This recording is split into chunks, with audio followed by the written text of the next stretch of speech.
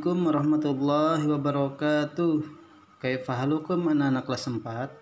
Semoga kita semua selalu diberikan kesehatan serta mendapatkan limpahan rahmat dan taufik dari Allah Subhanahu wa taala. Amin amin ya rabbal alamin. Nah, tidak terasa kita bertemu kembali ya. Pada kesempatan pagi hari ini, Bapak akan memberikan materi tentang sejarah kebudayaan Islam khususnya di kelas 4 pada pertemuan ketiga semester 1 tahun pelajaran 2020 dan 2021. Untuk itu, Bapak harapkan kepada anak-anak kelas 4 agar menyimak materi ini dengan sebaik-baiknya dan mencatat hal-hal yang dirasa perlu khususnya di buku catatan SKI.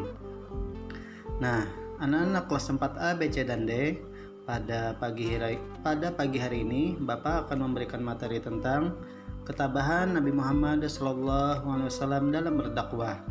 Nah, sebenarnya materi ini sudah Bapak sampaikan pada pertemuan kedua kemarin, tetapi Bapak akan mengulangnya sedikit, tujuannya untuk menambah dan menguatkan kembali ingatan pian. Ada yang masih ingat dakwah yang dilakukan Nabi Muhammad SAW dilakukan secara apa? Nah ya, Nabi Muhammad melakukan dakwah secara sembunyi-sembunyi. Nah, dakwah secara sembunyi-sembunyi ini hanya disampaikan kepada sanak keluarga dan para sahabat lainnya, termasuk as-sabiqun al-awwalun.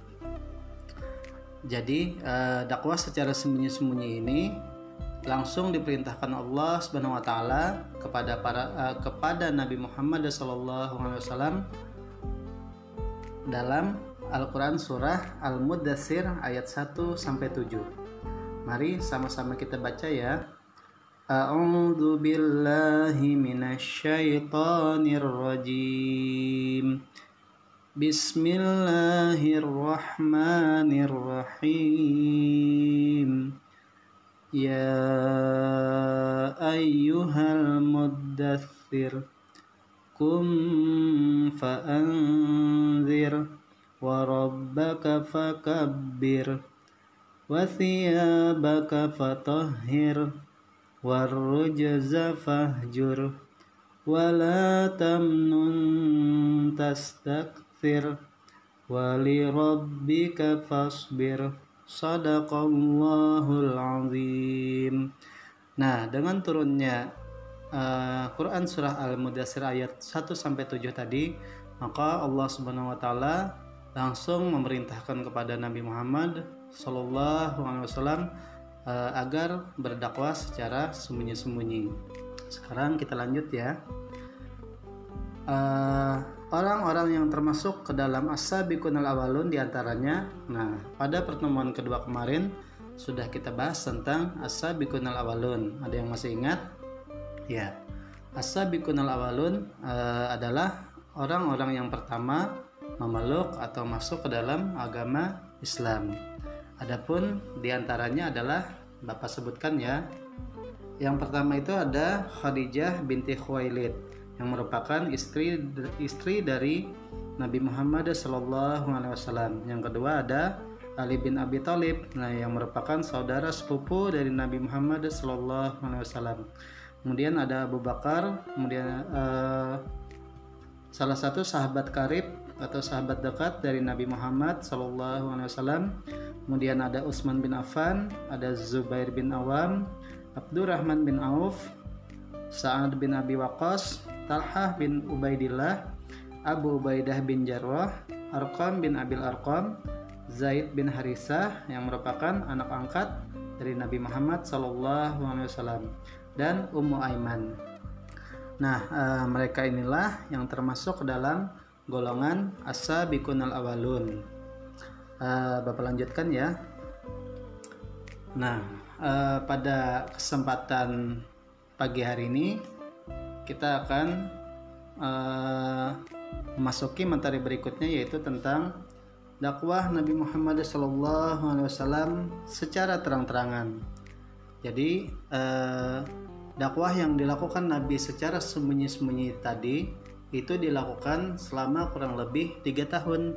Nah, bayangkan beliau berdakwah secara sembunyi-sembunyi atau diam-diam yang dilakukan selama kurang lebih 3 tahun. Itu lama sekali. Nah, kemudian turunlah perintah dari Allah Subhanahu wa taala agar melakukan dakwah secara terang-terangan. Ada yang tahu surah apa? Ya, Quran surah Al-Hijr ayat 94. Kita baca sama-sama lagi ya. A'udzu billahi minasyaitonir rajim. Bismillahirrahmanirrahim. Fasda' bima tu'mar wa a'rid 'anil musyrikin. Shadaqallahul azim. Nah, dengan turunnya Quran surah Al-Hijr ayat 94 tadi, maka Allah Subhanahu wa taala memerintahkan langsung kepada Nabi Muhammad SAW agar berdakwah secara terang-terangan. Kita lanjutkan ya. Nah, Nabi Muhammad SAW berdakwah secara terang-terangan yang dilakukan di Bukit Sofa. Bukit Sofa yaitu salah satu bukit yang berada di kota Mekah. Nah, setelah Nabi Muhammad SAW melakukan perintah dari Allah SWT, jadi dilakukannya itu di Bukit Sofa. Hanya sedikit di antara mereka yang mau menerima. Jadi di sana dipanggil dari para sahabat, kemudian dari para kaum Quraisy, kemudian dari para pembesar suku Quraisy, kemudian ada para sahabat, kerabat dan keluarga dari Nabi Muhammad SAW. Jadi banyak sekali yang diundang, termasuk paman Nabi Muhammad yang bernama Abu Lahab, salah satu tokoh pembesar dari suku Quraisy. Nah, dari tujuan Nabi Muhammad berdakwah itu, beliau menyampaikan tujuannya adalah hanya mengajak untuk menyembah kepada Allah Subhanahu wa taala dan meninggalkan kebiasaan buruk. Jadi banyak sekali yang menentang dari dakwah Nabi Muhammad SAW ini, khususnya dari kalangan kaum kafir Quraisy. Nah, jadi Abu Lahab dan istrinya itu berusaha keras menghalangi dakwah Nabi Muhammad SAW. Jadi Abu Lahab tadi menyebarkan fitnah, menyebarkan isu untuk menghalangi dakwah dari Nabi Muhammad agar orang-orang yang berada di suku Quraisy tidak mau memeluk agama Islam. Nah, akan tetapi sejak mulai berdakwah secara terang-terangan ini, Nabi Muhammad SAW banyak sekali mendapat tantangan dari kaum kafir Quraisy.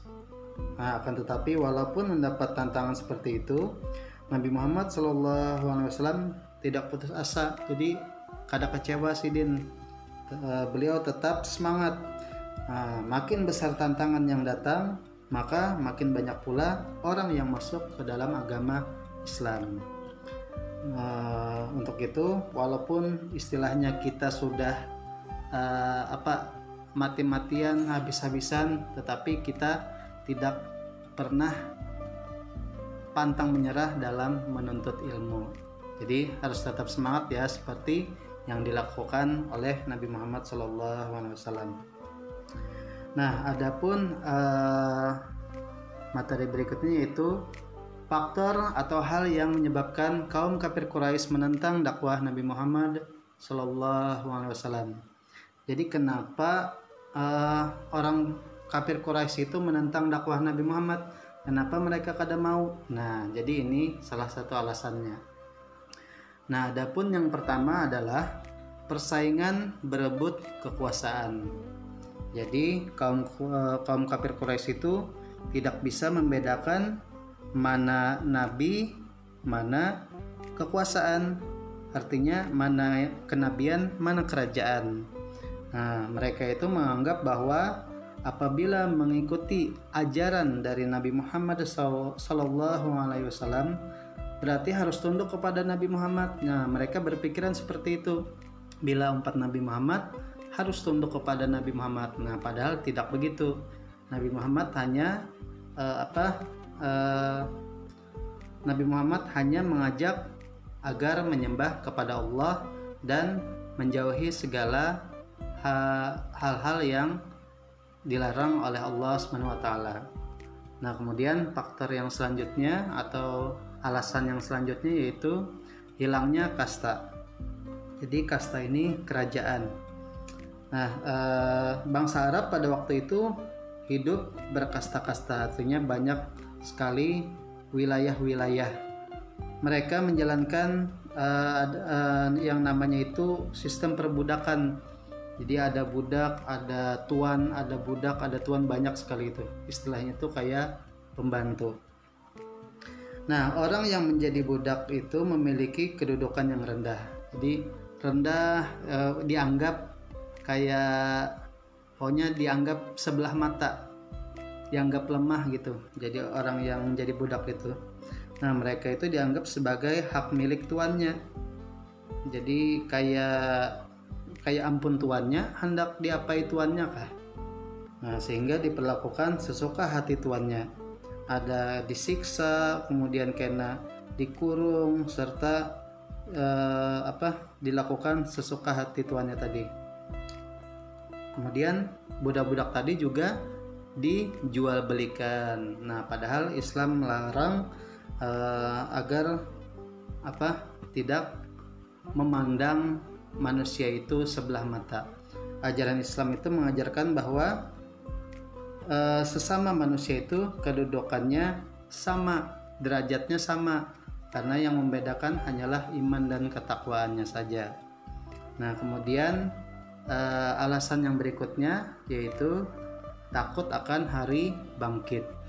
Nah, inilah yang merupakan yang ditakuti oleh kaum kafir Quraisy untuk masuk ke dalam agama Islam. Jadi kita kan sudah tahu bahwa salah satu ajaran agama Islam yaitu mempercayai adanya hari kiamat. Nah, mereka takutan. Nah, kenapa takutan? Karena apabila kan di dalam Islam itu apabila kita melakukan dosa sekecil apapun, nah itu akan dibalas nanti di akhirat.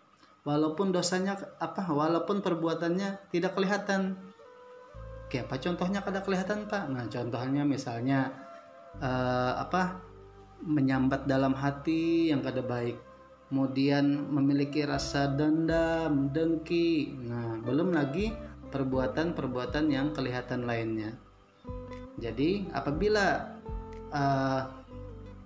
nauzubillah ya, apabila kita melakukan hal tersebut, maka akan dibalas nanti di akhirat.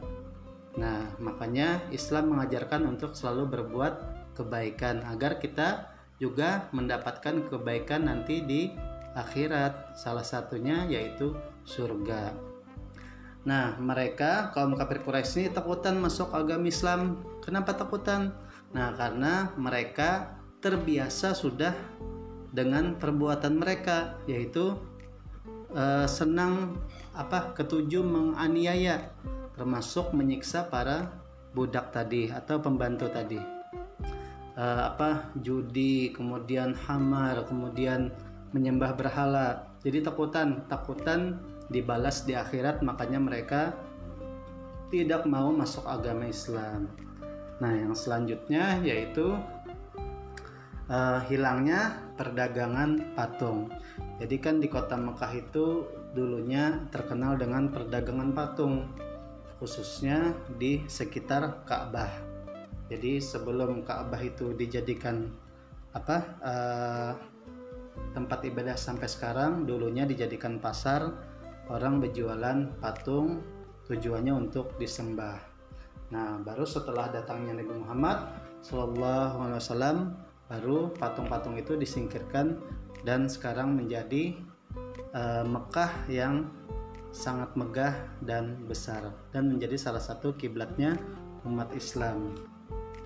Nah, jadi agama Islam yang dibawa oleh Nabi Muhammad SAW itu kan melarang manusia untuk menyembah berhala, karena itu perbuatan musyrik, yaitu menyekutukan Allah. Nah, dengan demikian penjual-penjual patung itu merasa rezekinya terhalang. Jadi bilanya masuk agama Islam, maka orang tidak akan lagi menukar patung tadi. Nah, jadi mereka tidak mau, bahkan menentang dakwah Nabi Muhammad kalau takut hilangnya perdagangan patung. Nah, kemudian alasan yang selanjutnya yaitu hilangnya kebebasan mereka atau kebebasan kaum kafir Quraisy. Kan mereka itu hidupnya tadi bebas, ada judi, kemudian mabuk, kemudian memperjualbelikan budak, kemudian menyembah patung, banyak lagi, pokoknya tidak ada larangan. Nah, sehingga mereka takut kalau hilangnya kebebasan mereka. Padahal semua yang dilakukan mereka itu merupakan larangan dari Allah Subhanahu wa taala. Makanya zaman dulu itu disebut dengan zaman jahiliyah atau zaman kebodohan. Nah, dengan datangnya Nabi Muhammad SAW, maka menjadilah zaman terang benderang, ya, yang bisa kita rasakan sampai saat ini. Nah, alhamdulillah anak-anak kelas 4A, B, C, dan D, materi kita cukup sampai di sini dulu ya. Nanti akan kita sambung lagi dengan materi dakwah Nabi Muhammad SAW beserta para sahabatnya. Jadi nanti akan ada para sahabat yang juga ikut berdakwah kepada bersama Nabi Muhammad SAW. Untuk itu terus belajar sejarahnya ya, terutama sejarah kebudayaan Islam, dan juga belajar materi-materi yang lainnya. Nah, terima kasih Bapak ucapkan. Alhamdulillah, sampai bertemu kembali pada pertemuan berikutnya, dan jangan lupa untuk mencatat atau dirangkum ya, merangkum hal-hal yang perlu kalau nanti suatu saat akan ada Bapak beri latihan maupun ulangan. Nah, terus semangat pembelajaran jarak jauhnya. Walaupun kita tidak dapat bertemu, tetapi kita bisa mendengarkan maupun melihat langsung nanti melalui video-video yang akan dibagikan oleh guru kalian. Kita berdoa bersama-sama semoga keadaan ini cepat berlalu sehingga kita dapat kembali bertemu. Oke, see you again. Bapak ucapkan terima kasih. Wassalamualaikum warahmatullahi wabarakatuh.